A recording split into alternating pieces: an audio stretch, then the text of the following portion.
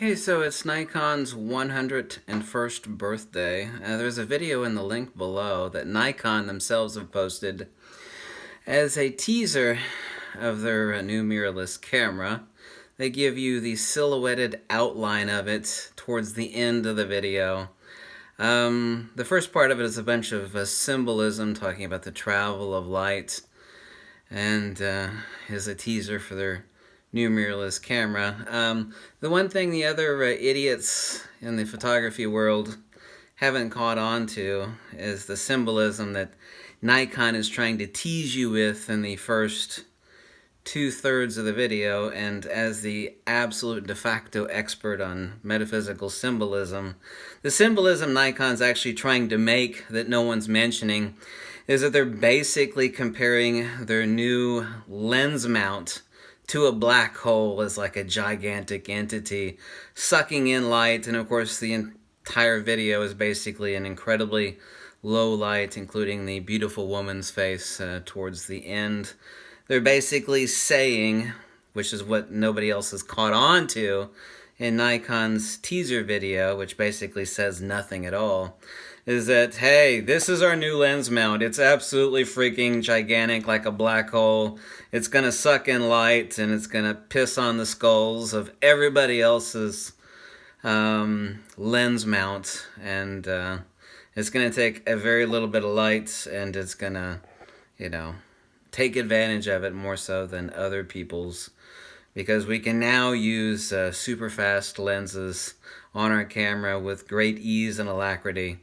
If you watch the video and look for it, you'll see that they're basically saying that their new mount is like a black hole, a super entity sucking in a lot of light.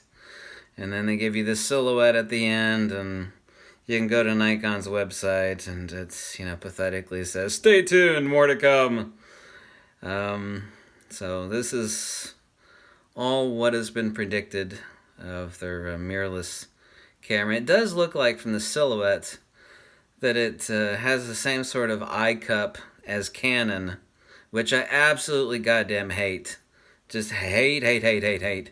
Also, too, from the silhouettes, things that nobody else in the camera world has noticed because they're not too smart, is that it seems to indicate a rather large... Actually, others have indicated this on another website, and the silhouette seems to indicate it, that it will have a huge...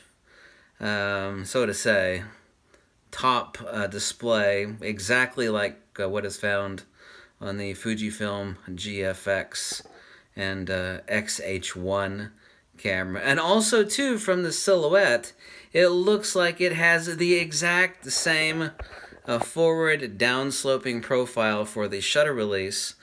That same sort of ergo profile in combination with the top display as both the XH1 and the GFX. So that profile does seem to indicate it that part of the ergos is identical to the GFX Fujifilm camera. So there you go. Nikon basically gave you a mystery video, which basically is reminiscent of Stanley Kubrick's 2010, where nothing is really said for long periods of time, and then you're supposed to interpret the symbolism and make connections. But basically Nikon saying, hey, our lens mount is huge like a black hole.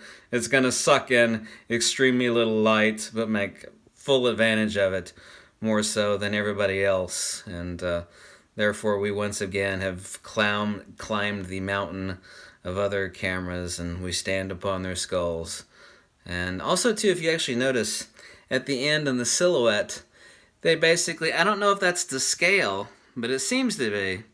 The scale of the lens mount relative to the camera is absolutely titanic. It's basically, imagine your current Nikon camera, the front of it. Imagine the lens mount hole being like twice as big, and how huge that would seem in comparison to the camera. That's how Nikon is actually portraying their new lens mount for their new mirrorless camera. So there you go.